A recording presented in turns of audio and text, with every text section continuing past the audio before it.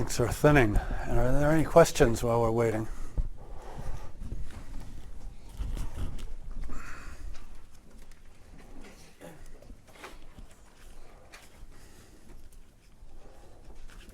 Everything was crystal clear? Yes? So yesterday you were going to say, you said you were going to mention what BG is. I said I would mention what BG is after the lecture if you asked. Okay. How long do we have to start? It's 8:59, so it's basically 1 minute. I will answer that question after the lecture if you ask.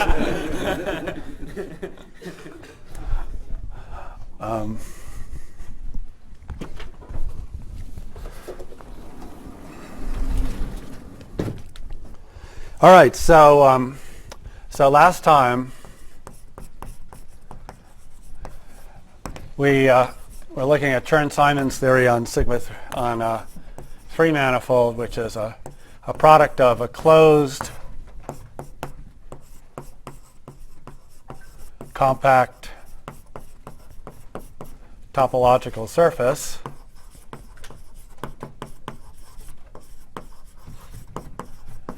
and in this case oriented, and so in this case there should be a space of states h of sigma 2 depending on the orientation, and we were talking about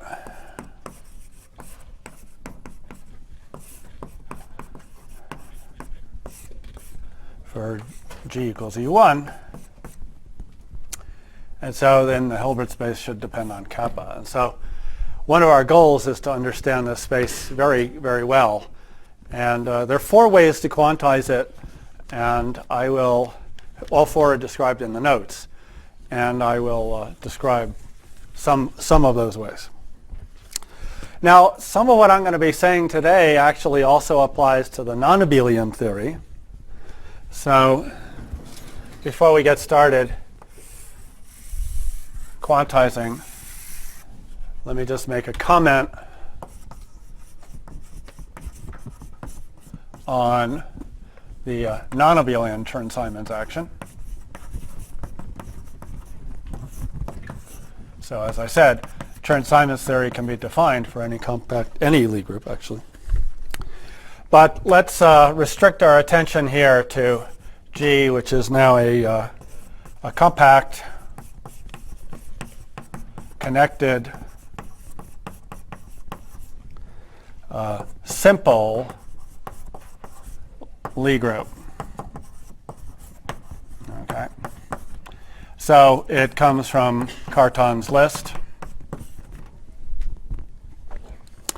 And so now it has a Lie algebra.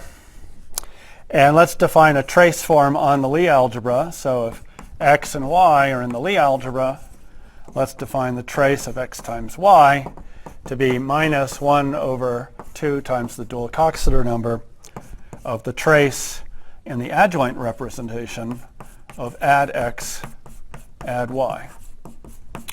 That's a good normalization. So then the long co-roots have length squared 2. And so now let P be a principal G bundle over M.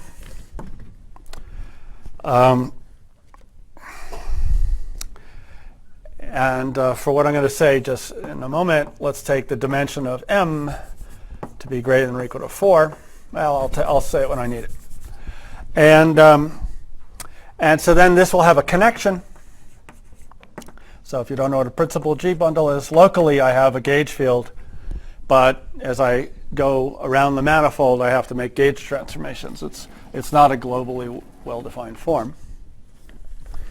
And so now let's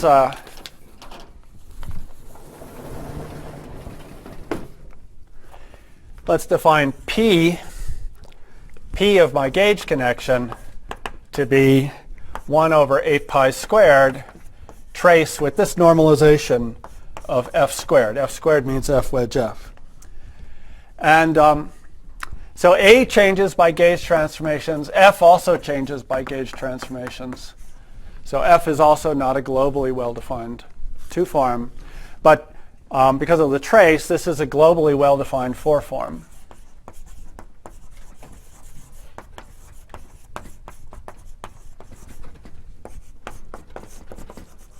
So I'll write it's an omega 4 of m. And so now I'd better take the dimension of m to be bigger than or equal to 4. Okay. Now there's a nice little theorem, which I'm not going to prove. This is part of Chern-Bay theory, that if G is simply connected, so every compact simple Lie group has a simply connected compact covering, then the periods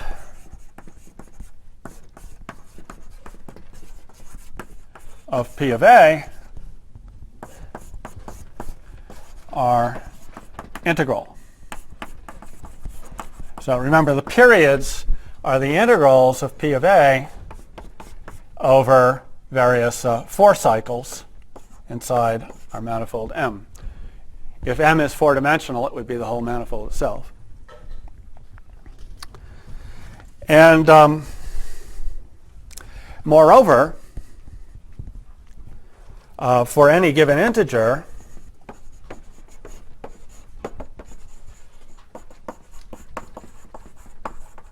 there exists P over M and a connection and an A giving that integer.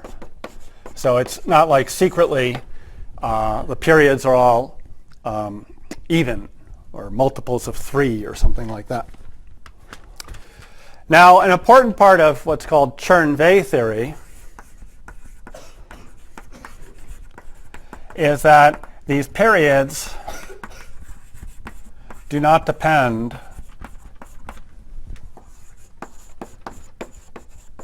on A. So if I have 2 connections, if I have A1 and A2 in the space of all connections of my bundle over M, the space of all gauge fields, if you like, with a fixed topological type of gauge field, if you don't like bundle language, you might say it that way, then the difference between P of A1 and P of A2 is exact. I mean globally exact, not locally exact. So there's a globally well-defined 3 form called the relative Chern-Simons form. So this is called the relative Chern-Simons form. And I want to stress that it's globally well-defined. So often in physics, we write D of something that isn't globally well-defined. Like I was doing that myself yesterday when I was writing F equals D of A, and then I would start talking about non-trivial first Chern class. Well, that would mean that A is not globally well-defined. If A were globally well-defined, F would be exact, and then the integrals, the periods of F would be 0. So in physics, we do this all the time, but I'm being very careful here. This is globally well-defined. In fact, I'll write down a formula for it. So you should know that the space of connections on a bundle over any manifold is what's called an affine space. So that means it's like a vector space, an infinite dimensional vector space, except that it doesn't have any origin. So if you choose some connection, then every other connection, let's call it A1, every other connection, A2, can be obtained from it by translation by a vector in a vector space. In this case, the vector in the vector space would be the vector space of all sections of what's called the adjoint bundle. So this is a globally well-defined 1 form valued in the Lie algebra locally. Okay. So if I have 2 connections, I could call them A and A plus alpha. And here's the formula. So this is 1 over 8 pi squared times the trace with the normalization I just gave, 2 alpha f plus alpha dA alpha plus 2/3 alpha cubed. Now, you see, this is manifestly globally well defined because everything here is transforming in the adjoint representation, so I'm taking a trace. Alpha is globally well defined. The f is also globally well defined 2 form in the adjoint bundle. This is the covariant derivative of alpha and alpha cubed. So that's what you really get. You only really get Chern when bundles are non-trivial. You only really get relative Chern-Simons forms. Now, but we want to write something like the integral over a 3-manifold of trace of ADA plus 2/3 A cubed. But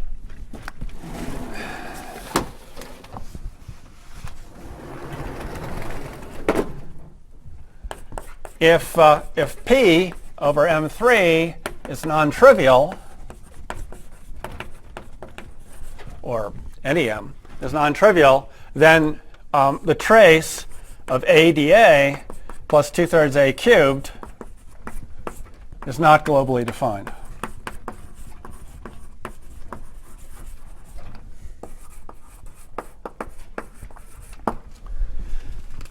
Okay?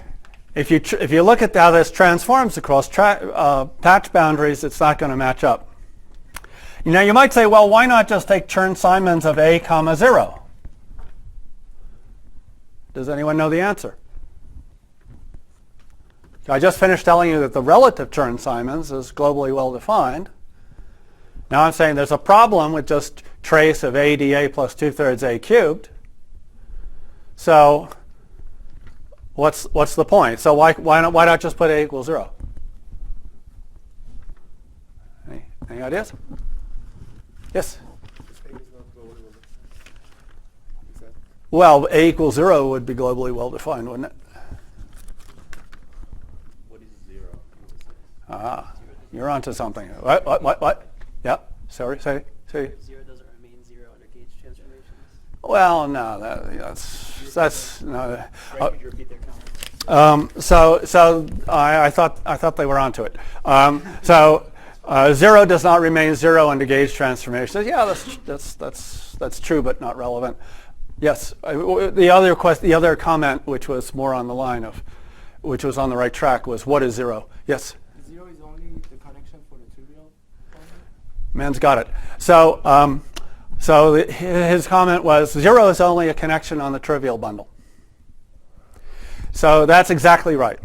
So you see, I don't think people, well, I just proved it. People don't generally appreciate this. If you have a non-trivial bundle, it doesn't make sense to write A equals 0. It doesn't. That's not a valid connection on a non-trivial bundle. After all, I just told you, I just said here that the integrals of P of A are topological invariants. If I had a bundle and I could put A equals 0, then the integral of P of A would be 0.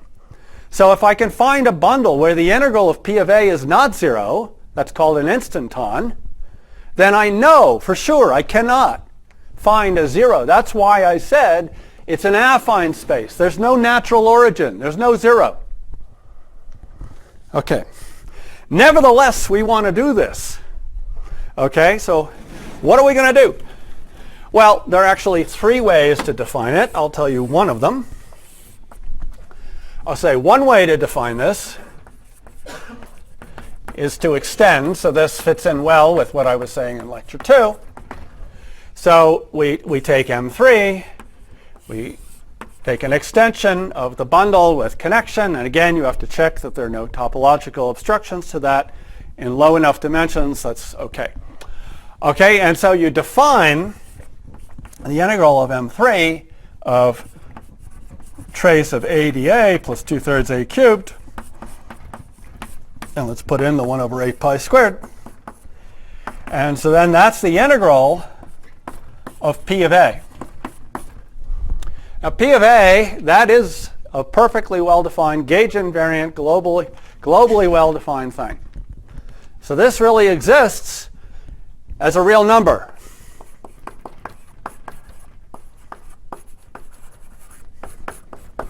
But if we're trying to define a theory in 3 dimensions, and we don't have, as part of our physics problem, the data of an extension to 4 dimensions, okay, then we don't wish our action to depend on the choice of W4.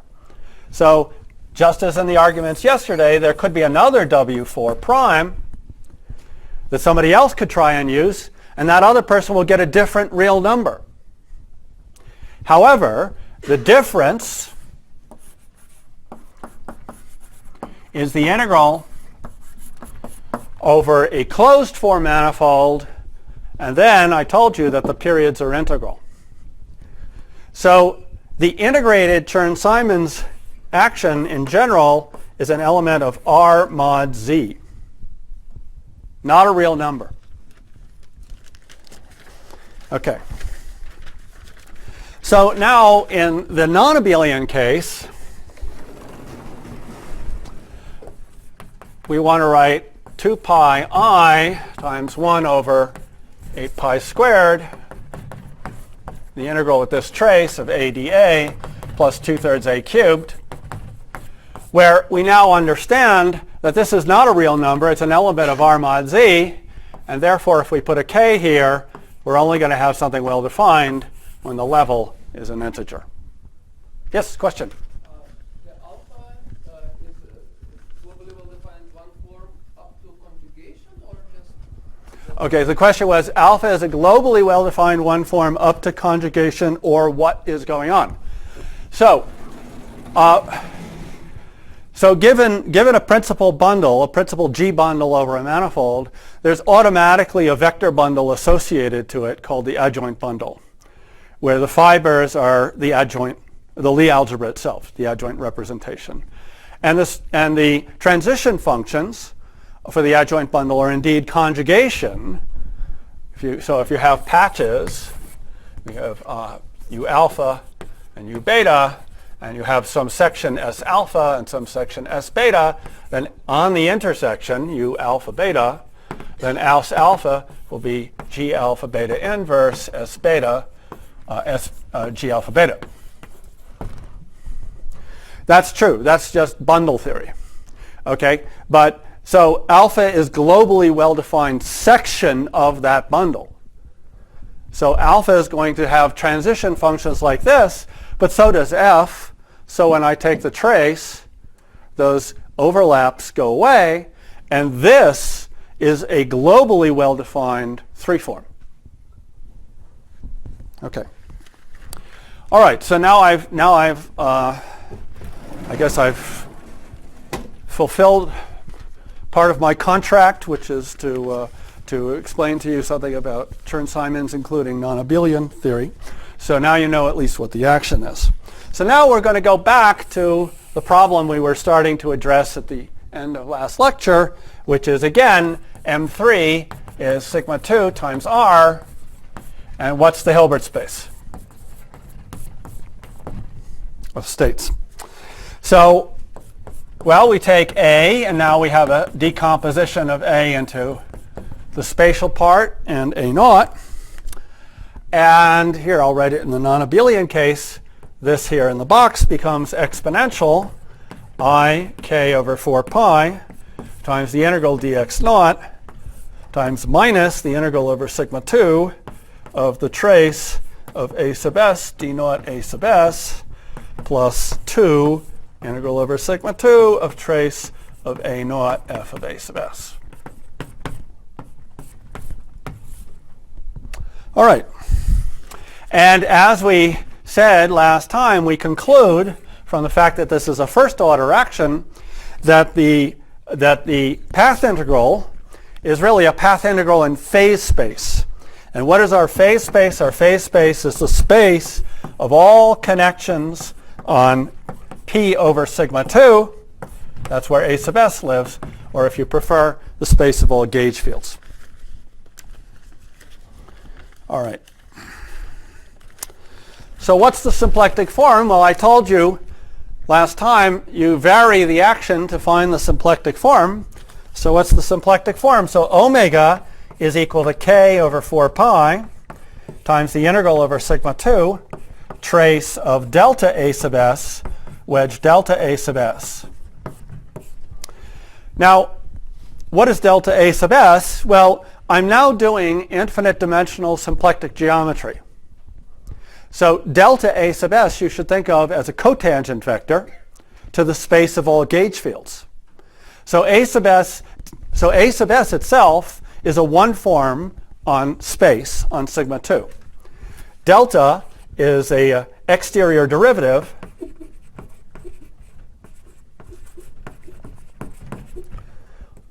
along the infinite dimensional space of all gauge connections. So we're doing symplectic geometry in an infinite dimensional phase space.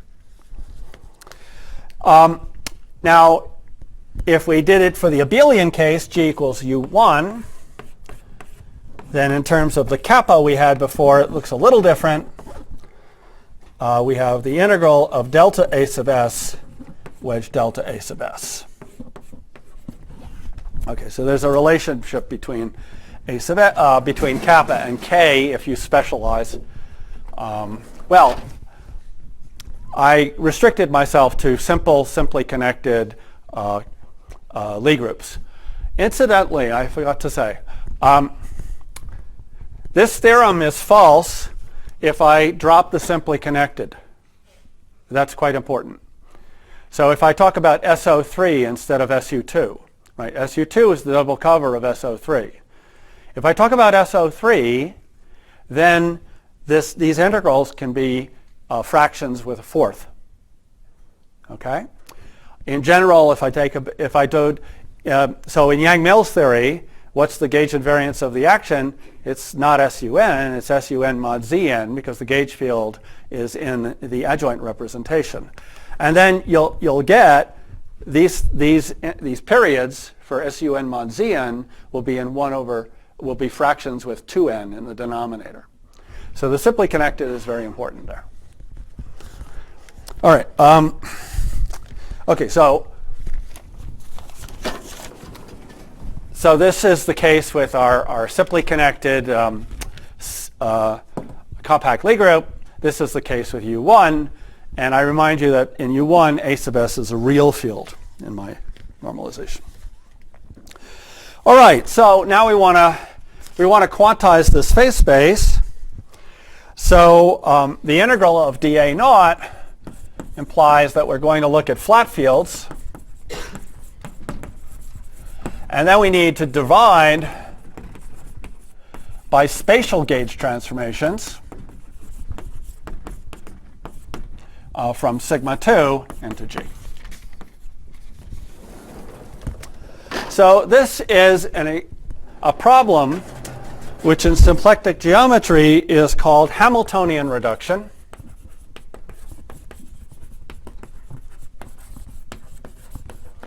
Or symplectic reduction.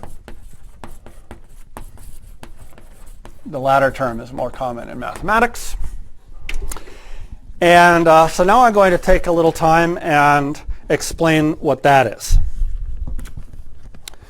So, quite generally, suppose that P omega is a symplectic manifold. So P is a manifold, omega is a symplectic form.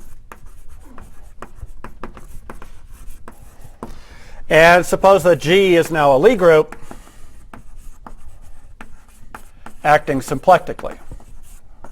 So G acts on the manifold and the symplectic form is invariant for all G and G. Okay, now if G is a continuous group and X is in the Lie algebra, then we can take a one parameter family of G's, and that induces some flow on my phase space. And so there's a vector field, V of X is a vector field on P.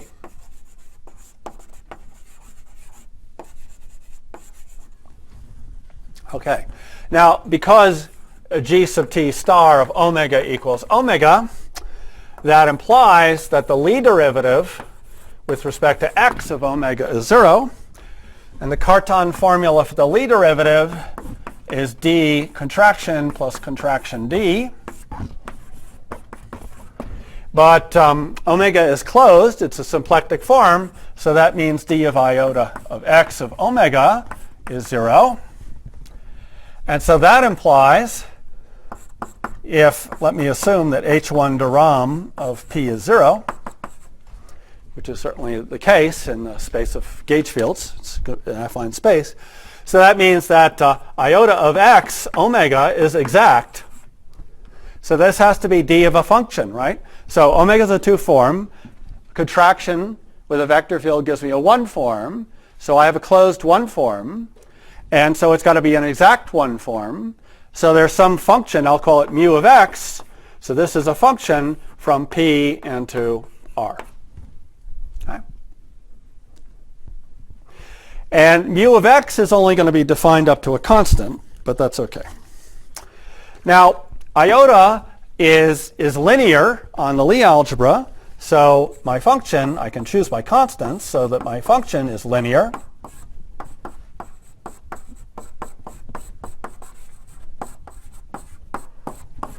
And to give a family of functions for each element of the Lie algebra on your manifold is the same thing as giving a map from your manifold into the dual of the Lie algebra, because if you contract with a vector field, you get a function.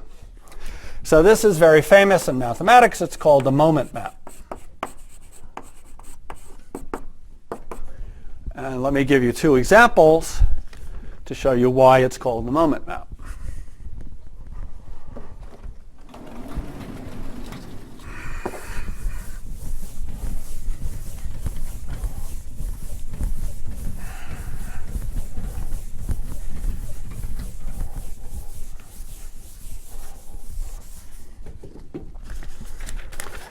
All right, so the first example, let P just be the cotangent bundle of Rn. So we'll have points Qi and Pi in there. And let G be Rn, acting by translation on Qi. So if A is a vector here, then Qi Pi just goes to Qi plus Ai Pi. And so now the Lie algebra is again Rn with the 0 bracket. So if g of t is the exponential of t times some vector, let's say alpha, then what does it do? It takes q vector p vector, goes to q vector plus t alpha vector p. Okay, I'll skip a few steps. I want to save some time. You can figure out the rest. Mu of this Lie algebra element alpha is equal to minus alpha I pi. Let's call that an exercise. All right, so that's the momentum. That's why it's called the moment map. This function is the momentum. If I give you an element of the Lie algebra, I get the momentum dual in the direction dual to alpha I. Let's do a second example, very similar. Let's again take the cotangent bundle to Rn, standard symplectic form. Now let's embed GLNR into the symplectic group 2NR. And let's embed it by A goes into A transpose inverse. So I change my Q's by A and my P's by A transpose inverse. That preserves the symplectic form dP dQ. Here is an explicit one parameter family, 1 plus T Eij, where I is not J, and that's the matrix element. That's the matrix unit with a 1 in the ith row, jth column, and everything else is 0. So what does this do? I'll let you figure that out. It takes Q goes to Q plus T Qj Ei, and P goes to P minus T Pi Ej. And I'll let you work out that mu of this Lie algebra element Eij is equal to minus Qi Pj. So therefore, if I further restrict to SON in here, then mu of the generators Tij of SON, that's Eij minus Eji.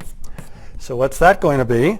That's going to be Qj Pi minus Qi Pj.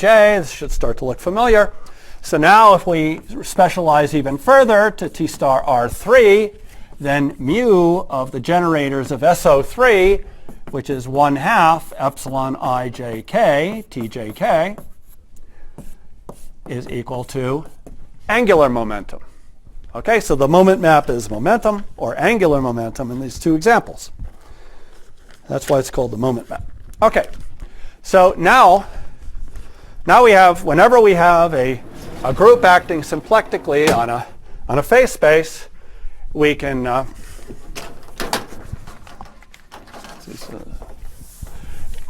define something called Hamiltonian reduction, or the symplectic quotient. This is how we do it.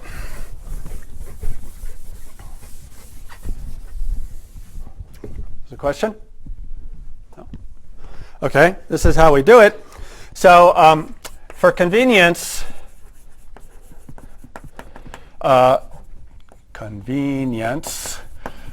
choose a non-degenerate form on your Lie algebra so that you can identify the dual of the Lie algebra with the Lie algebra.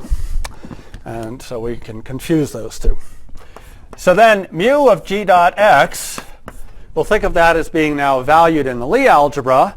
And now you can see that this is equal to g inverse mu of xg. Another exercise. So it changes by adjoint under the group action on x's in my phase space. So therefore, if I choose an element in the center of the Lie algebra, these in the applications of supersymmetric field theories, these would be Faye-Iliopoulos terms. That's why I call it zeta. These often denoted by zeta. Then S of zeta is, by definition, the points of x and p such that mu of x equals zeta. And because zeta is in the center, and because of this adjoint property, this is preserved by the g action. So g acts on this. Okay, so now here's the picture. So here's phase space. We're looking at some slice here, S of zeta, and then there's g acting on this slice. Preserves that slice, S of zeta. Okay. Now the pullback of the symplectic form is degenerate, but we have a very nice theorem in mathematics that's got associated with the name Marsden-Weinstein, which is that S of zeta modulo g is a symplectic manifold.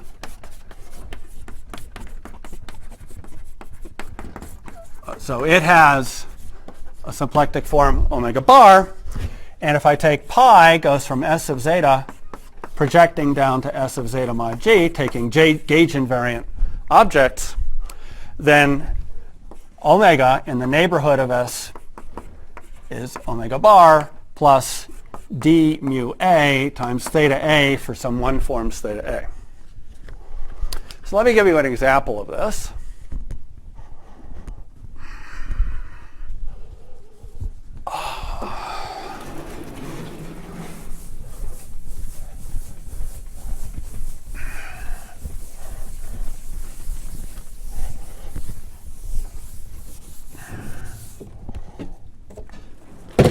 So our example is our phase space will be complex number space n plus 1. Our symplectic form will just be the standard one. So this will be dxa dya if I choose my complex coordinates in terms of real and imaginary parts to be xa plus iya. So now I need to choose a U1 action on this, and I will choose the following U1 action. ZA goes to e to the I theta times ZA. So I just scale all the ZAs by phase theta. And so clearly they cancel out here. So this is a symplectic action. And so I'll let you work out so here's an exercise. Work out that the moment map is I times the sum of ZA squared. And so S, if we choose, U1 is already an abelian Lie algebra, so everything in U1 is central. So if I choose I times R squared, where R is a real number, then what is this? This is Z such that the sum of ZA squared is R squared. Okay, so what is that? Does anybody recognize that? That space, that manifold? What's the solutions of that equation? As a manifold, anybody?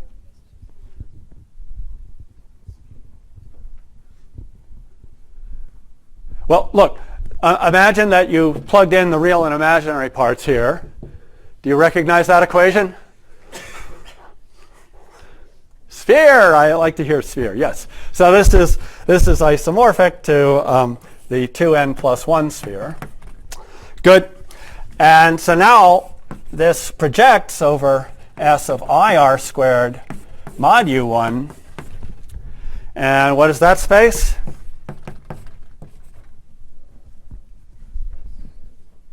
CPN. So I mentioned the Hopf bundle yesterday. So if you put n equals 1, then you get the famous Hopf vibration. And this is a generalization of the Hopf vibration. So another exercise you might want to play with if you want to get familiar with this is here's another U1 action.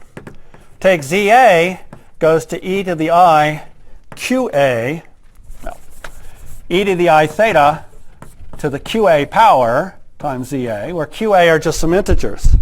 And ask yourself, when is this a compact or a non-compact manifold? When is it singular? What kind of singularities are there? So I could just see it's perfectly legal. These are other U1 actions.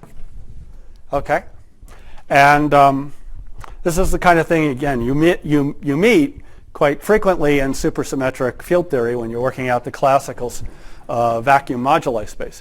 Speaking of which, if I had chosen instead of a negative number here, I would have had a negative number here, and then there wouldn't have been any solutions. Okay. All right, back to Chern-Simons. So we're going to apply all this to Chern-Simons theory. So here's our symplectic form. So we have this infinite dimensional affine space of connections. It's a symplectic manifold. And we're going to do symplectic reduction. So let's go.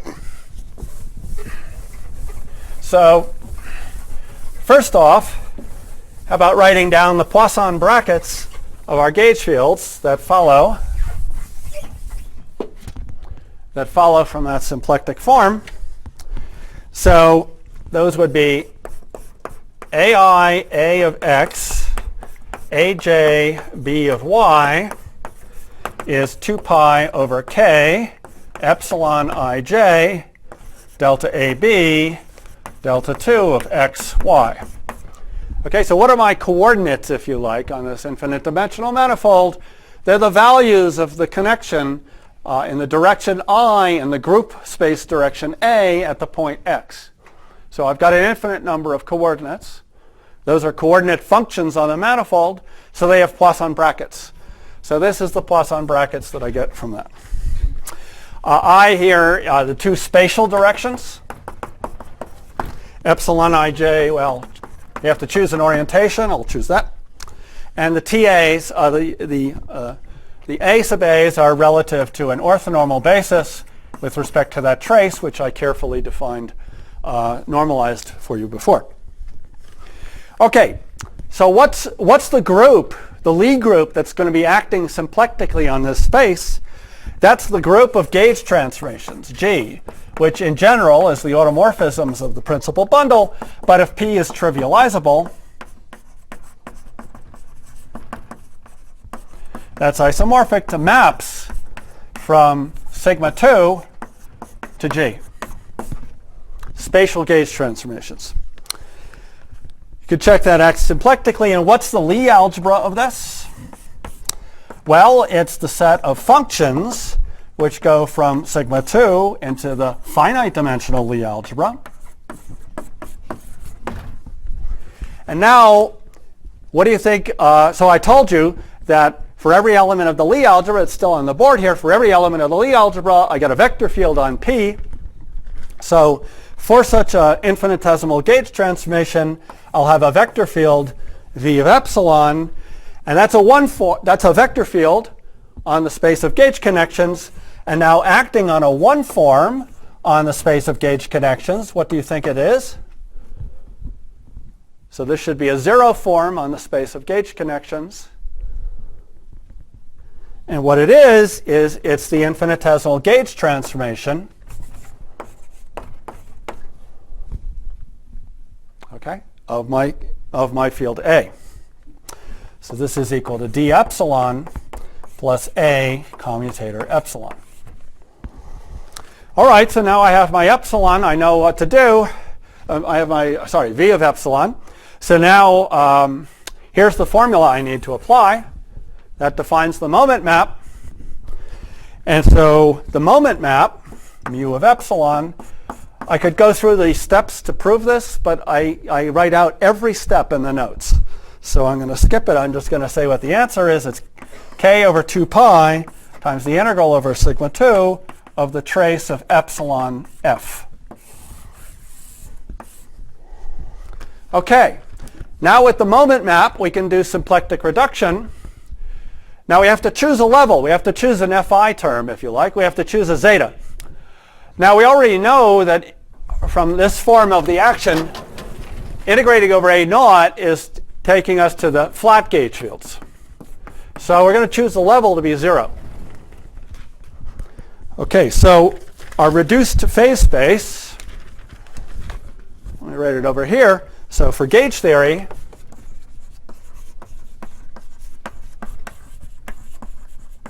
the reduced phase space is M flat equals the gauge connections such that f of A equals 0 modulo the group of spatial gauge transformations.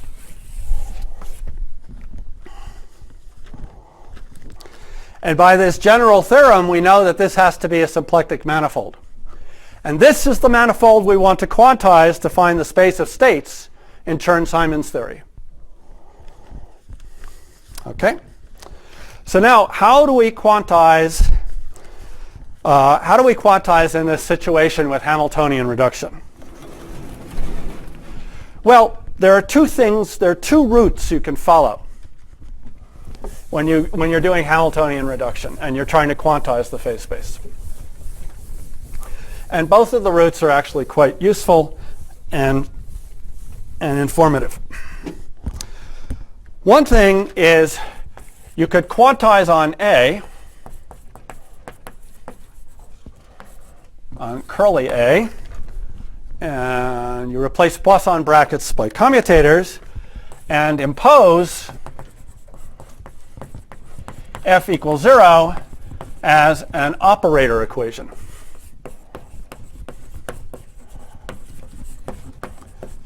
So now the A's become operators. So A is an operator, so f of A hat is an operator, and I have psi, and I impose this as an operator equation. Then I make sure, even globally, psi is a gauge invariant wave function. So this leads rather directly to the WZW path integral, as I described in the notes, but I'm not sure I'm going to get there because we're going to start to take the second point of view, which is to work directly on the quotient M flat. And then I discussed in yesterday's lecture the various tricks you can use to quantize phase spaces. As I said, there's no general prescription to quantize a phase space. You have to give some extra data. And we talked explicitly about Kähler quantization, and that's going to be one of the ways we're going to do it. Okay. Now, again, there's an obvious question. Why doesn't someone ask it? Maybe answer it too. What's the obvious question, given what I just said?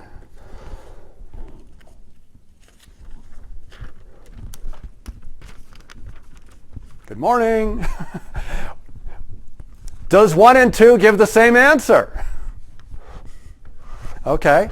I don't know of a guarantee. In the case of Chern-Simons theory, it does, but I don't know of any theorems that guarantee that in Hamiltonian reduction you're always going to get the same answer. Of course, if you don't, then something weird is going on. All right. So now I'm going to take some time to talk about the space of flat gauge fields. Okay, because we need to understand this space a little bit, because we want to quantize it. So while I'm erasing, are there any questions?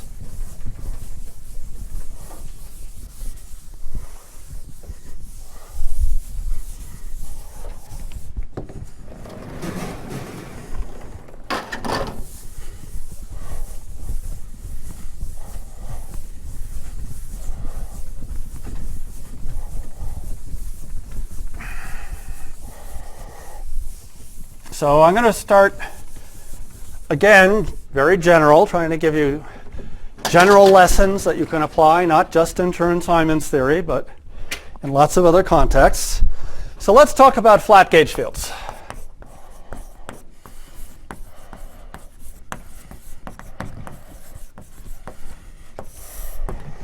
All right, so let's start generally. So let P be a principal G bundle over any X, any manifold X.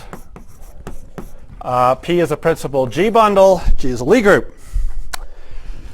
Okay, now I think you saw in Tom's talk, he talked a little bit about path-ordered exponentials. So we could talk about something called the holonomy. We choose a base point. We choose a loop. I'll write this as gamma is in the base loops of X.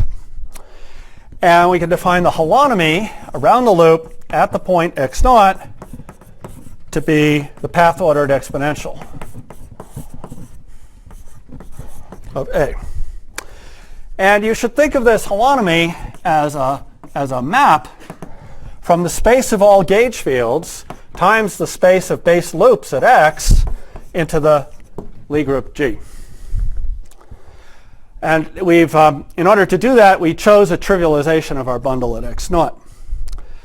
Now, put differently, the holonomy at x naught of A gauge transformed by G only depends on the value of the gauge transformation at x naught and satisfies this identity.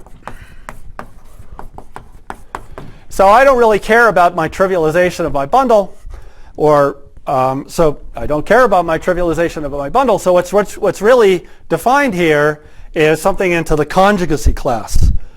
Only the conjugacy class is gauge invariant.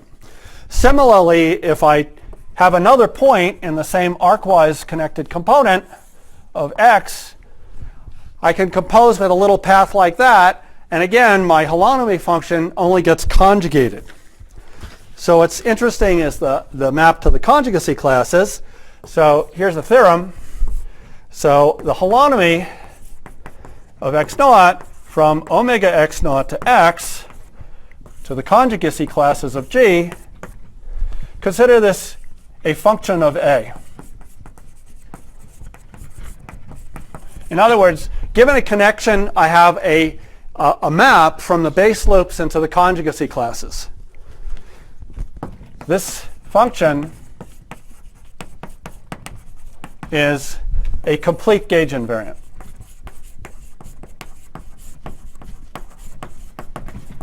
In other words, there exists a G, a gauge transformation, from X to G such that A prime equals A gauge transformed by G if and only if there exists, this is G in curly G, if and only if there exists a G naught in finite dimensional G such that the holonomy at x naught of A prime gamma is G naught inverse holonomy of x naught of A gamma G naught, where G naught does not depend on gamma, and this is true for all gammas.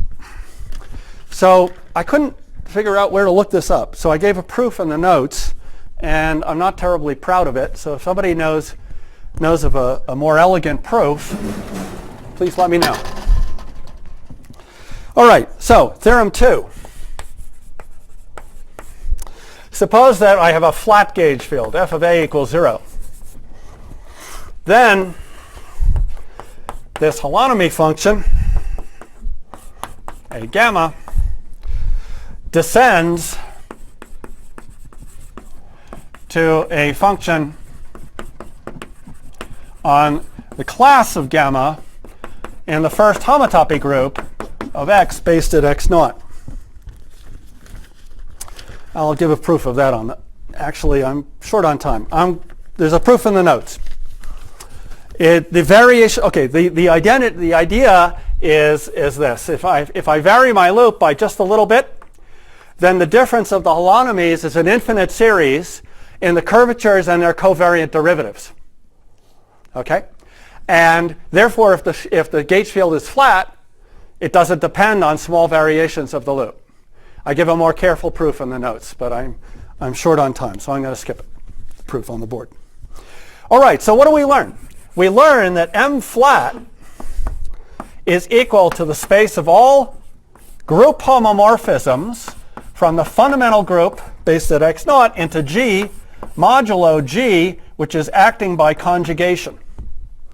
So you see, if I have a homomorphism, phi, that takes a class gamma to phi of gamma, I can change phi by G by defining this to be equal to G inverse phi of gamma times G.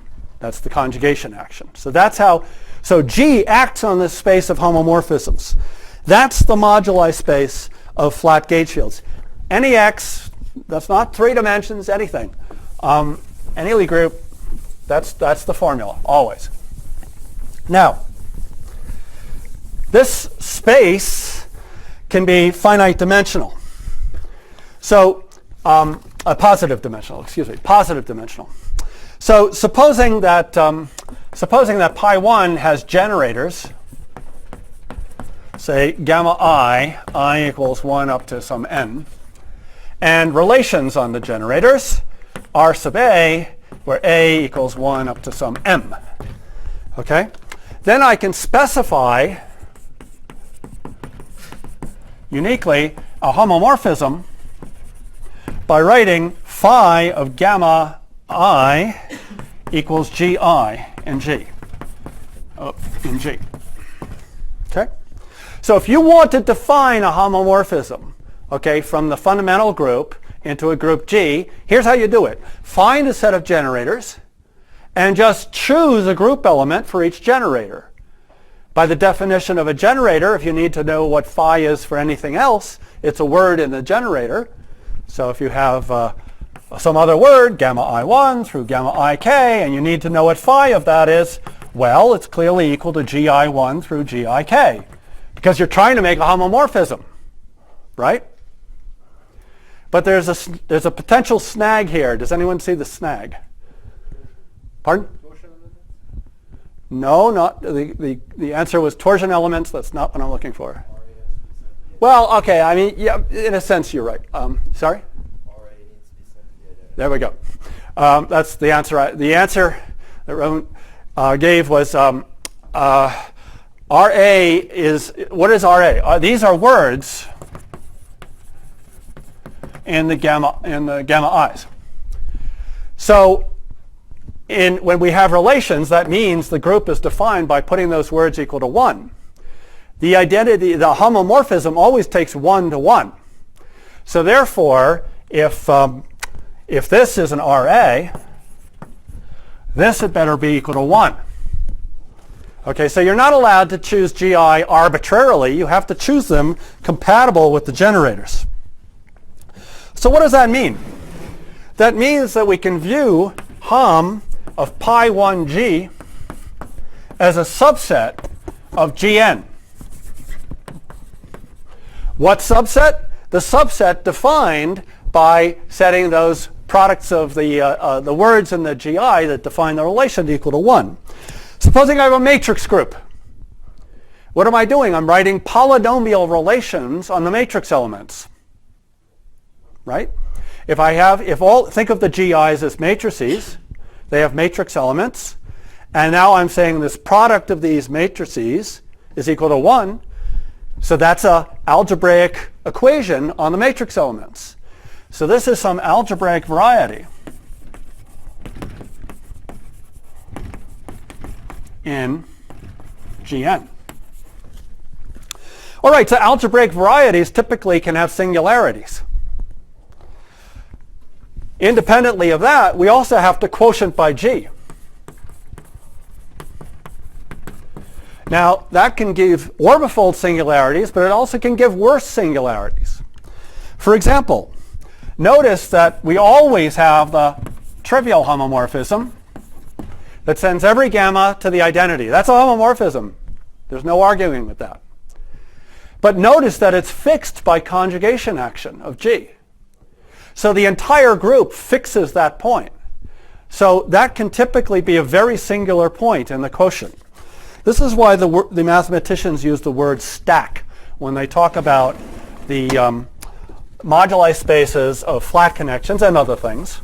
They use the word stack because you can have these very different kinds of singularities from the quotient by the group. If G is a continuous Lie group, notice that this is much worse than an orbifold singularity. An entire G orbit is being collapsed to a point. Now, what's a criterion for when we're at a nice smooth point? Suppose G has a faithful representation R. So we have a homomorphism into GL of V of some representation space. Then if I have a phi, I can compose the two. So if I have a representation of G, then I automatically have a representation of pi. Okay? Now, if this representation is irreducible, we have what's called a stable point.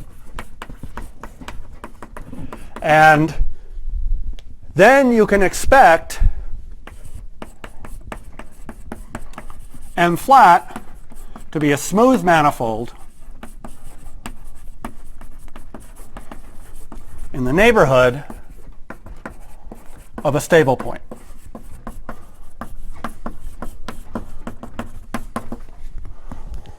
Okay.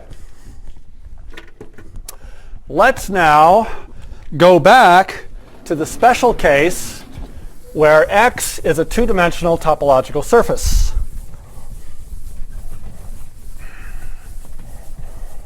And think about the space of flat connections on that.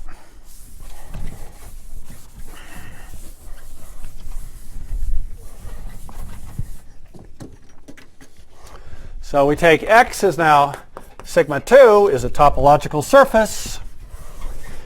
Okay, and for what I'm going to say, we could also add punctures. I think I got colored chalk yesterday. Okay.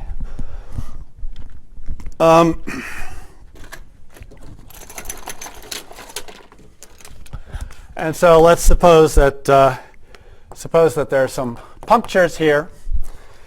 Now we choose a base point, x naught, and then there's a natural set of generators. I could choose A1 here, B1 here, then A2 here, B2 here, whoops.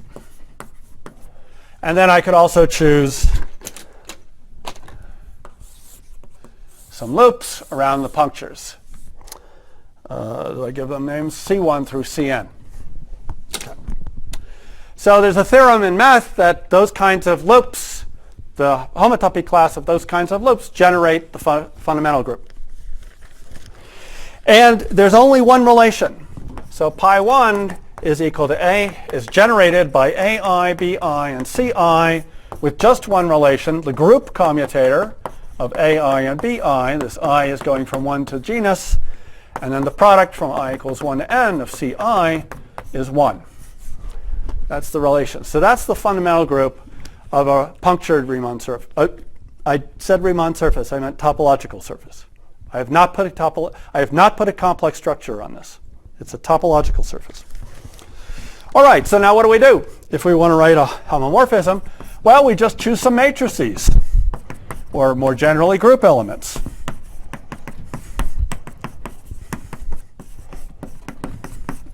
Okay, so these are all elements in G. And so the space of homomorphisms is just literally the set of tuples of group elements such that, again, the group commutator of these matrices, these are all invertible matrices because it's in a group, that's the group commutator, is 1 in the group. So, okay, so now if G is a positive dimensional Lie group, you can actually try and count the dimension of M flat at a smooth point. Okay, at a singular point, it would be tough to make sense of the dimension, but at a smooth point, well, what do we have to do? We have to choose 2G plus n different group elements. Okay, so we have that times the dimension of the group. And then we imposed one relation, so that's minus dimension of G. And then we take a quotient by the G action, and that's another minus dimension of G. And so this is equal to minus the Euler character of sigma 2 times the dimension of G. Okay, so I have this positive dimensional, in general, positive dimensional space. All right. Wait, I think I still have some board over here. All right, so if I'm at a smooth point, then you can show, and I'll explain it to interested people after the lecture, if you're, but this can be expressed in terms of group cohomology of pi 1 of G in the adjoint representation of phi. So this is the, I'm saying this because group cohomology is really fashionable and cool these days, so I thought you'd like to see some group cohomology. So here's some group cohomology. So, so you can define group cohomology with values in a representation of that group by exactly this kind of maneuver. There's always the adjoint representation, so I can compose that. So that gives me a representation of pi 1, and the tangent space is naturally like that. And then except for the sphere, this surface is what's called a k pi 1, so that hi of the group, whatever it is, also hi of the surface.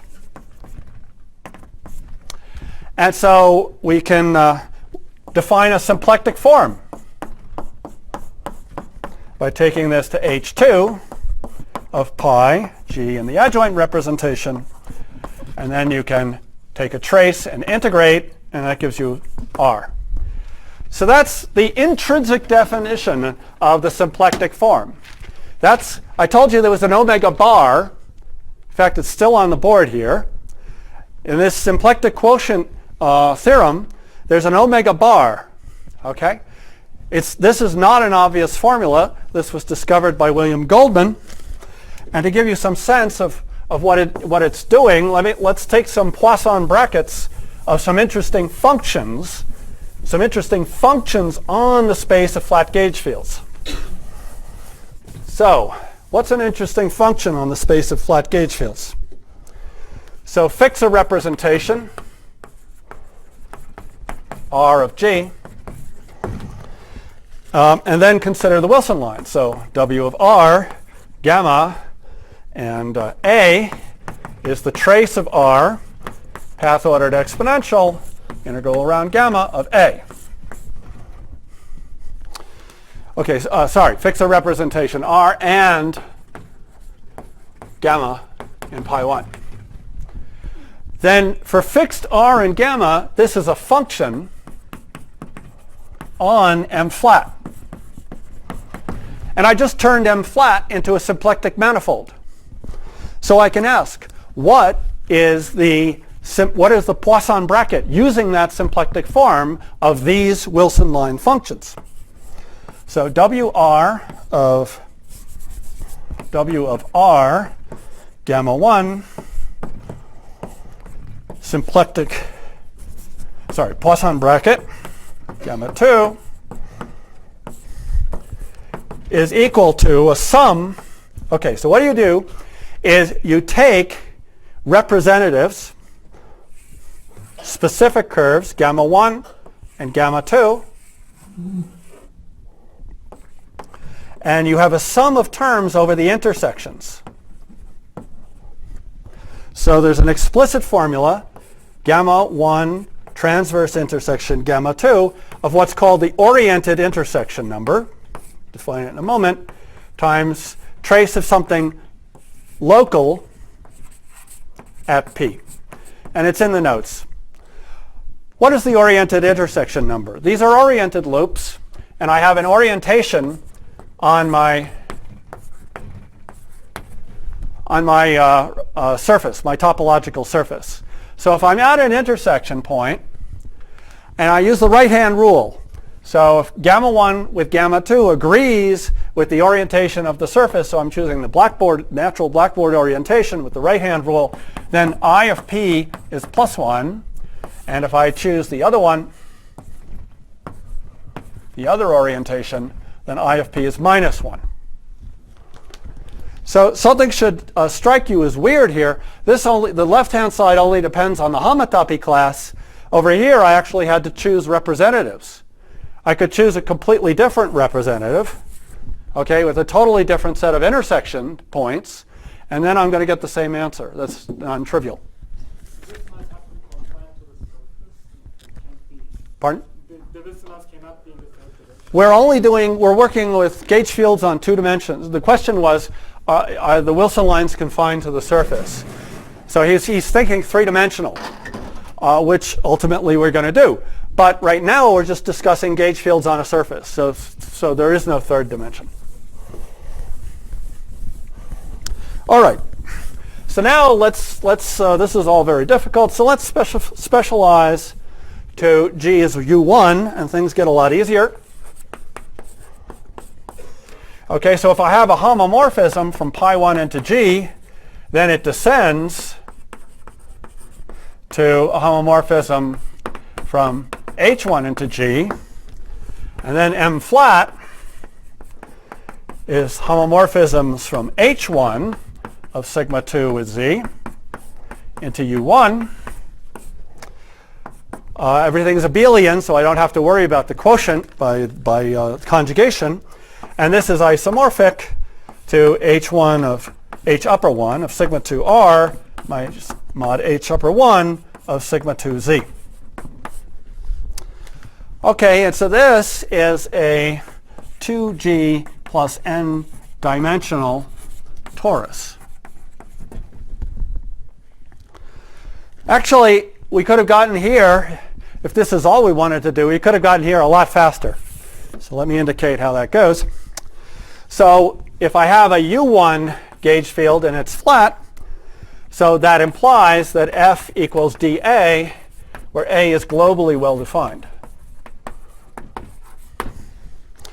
Moreover, A is closed.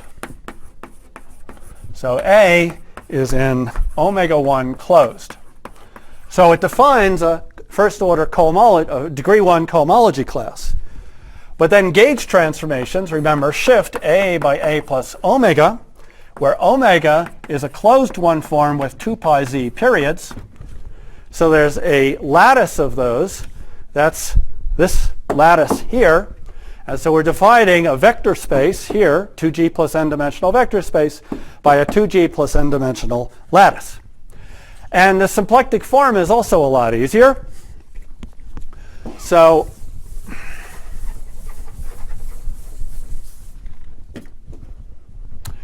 instead of working with homotopy, I can work with homology. And so I can choose a standard homology basis. So if I present the surface as the surface of a handle body, as I always do when I draw surface on a blackboard, then I can choose A1 here, B1 here, A2 here, B2 here, AG here, BG here. Okay, and my holonomies around the A cycles is equal to e to the I theta I. I is going from 1 up to g. I guess I've put let's put the punctures to 0 now. And e to the I phi I is the integral of I integral of bi a. Okay, and now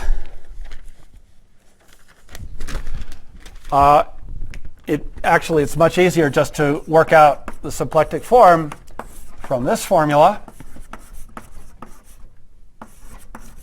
And what you get, plug it in, it's just kappa over pi times the sum from I equals 1 to g of d theta I, d phi I. Okay? That's a really explicit, simple symplectic form on a 2G dimensional torus. Okay, and we're going to quantize that. In fact, I think we just barely have time to do the first and simplest example. Are there any questions?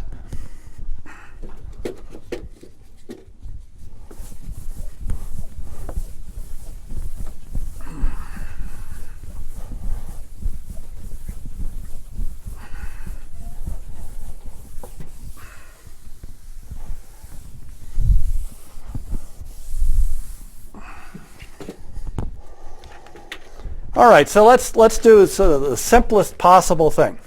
Let's consider flat U1 connections on the torus.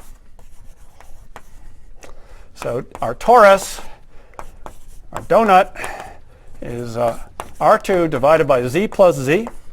So it's got two coordinates identified, sigma I with sigma I plus 1, I equals 1 and 2. All right, so we're identifying opposite sides of a rectangle.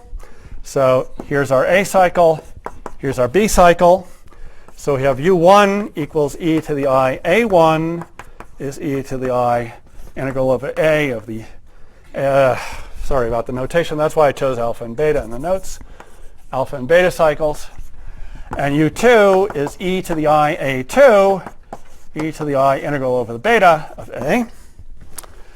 All right, so little a1 and little a2, those are like my thetas and phis. So they're identified with a1, a2 plus 2 pi, okay? So a1 and a2, those are the holonomies. They're only a defined modulo 2 pi. The holonomy is really an element of U1. The flat gauge field is just A, capital A equals A1 d sigma 1 plus A2 d sigma 2. A1 and A2 are constant, so that's my flat gauge field. What's my symplectic form? Omega is kappa over pi dA1 wedge dA2. Okay? So I have it. So there's another torus. Let me stress that. So we're doing flat gauge fields on this torus. This is the sigma torus. So this is sigma 1 and sigma 2. But M flat is itself a torus. So it's also a torus with A1 and A2, but it's a different torus. In some sense, it's a dual torus. Okay, certainly conceptually, it's a different torus. And it's got a symplectic form on it. All right, so, well, we can keep going. We can quantize this. We'll have A1 hat and A2 hat equals minus I pi over kappa. That's my commutator. And now, well, how are we going to quantize? Any suggestions?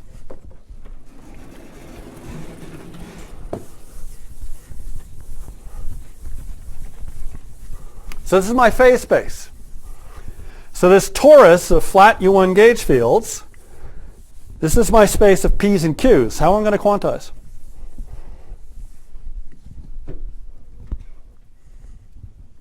I need a Hilbert space on which A1 hat and A2 hat act as operators, right? Why A1? Okay, the answer was L2 functions of A1.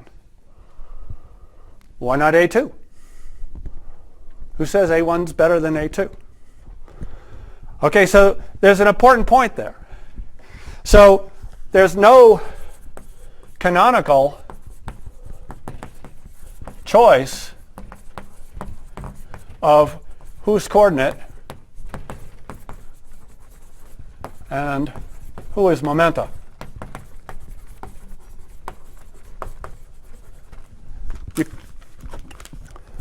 You could have chosen A1 as coordinate and A2 as momentum. You could have chosen A2 as coordinate, A1 as momentum. After all, you could have made a symplectic transformation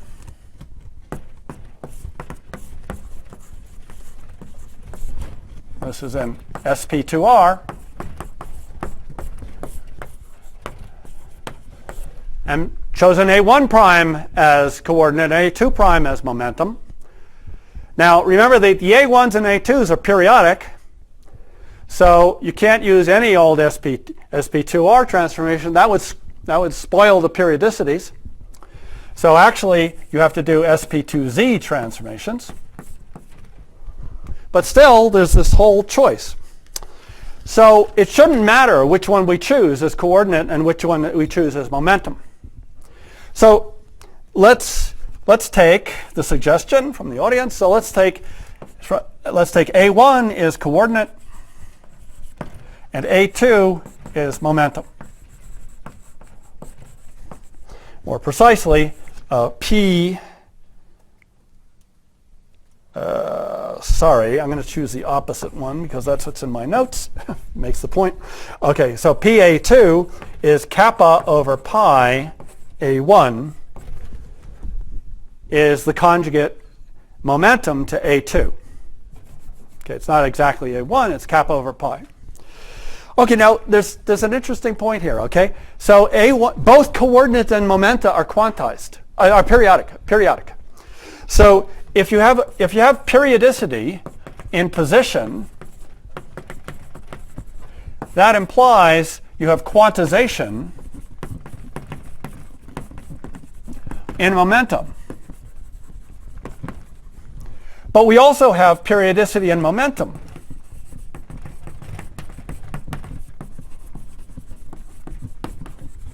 So that implies we should have quantization in position. Okay? So both momentum and position need to be quantized here. All right? So what we should get is A2 is not going to live on a circle. That's periodicity in position. It's got to live on a discrete approximation to a circle.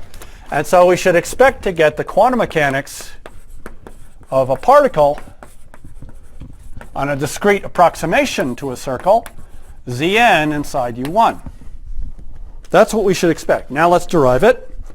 2 minutes over, but let's, I'm almost there. So our wave functions are psi of A2. Okay? They're 2 pi periodic in A2. But we also have to have e to the minus I 2 kappa A2 times psi equals psi of A2 because of periodicity and momentum. So this is the right factor for translating the momentum around one period. But what does this mean? This means that psi has to be a sum of delta functions.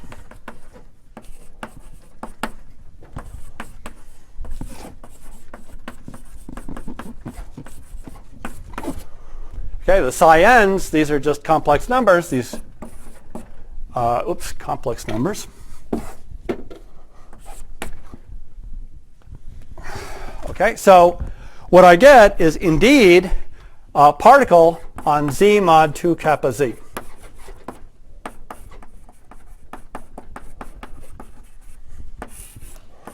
So that's my Hilbert space. Okay? It's got these 2 kappa coordinates. So the Hilbert space is isomorphic to the complex numbers to the 2 kappa. So that's the very explicit quantization when the surface is the simplest case. The surface is a torus, and we have the group U1. And we get 2 kappa states. We have a degeneracy of states in that Hilbert space. All right, so let's stop there.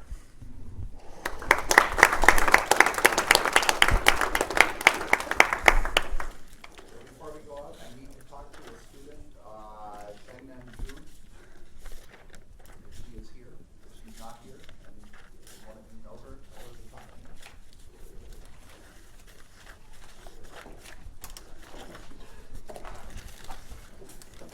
All right, we will meet back at 10:45.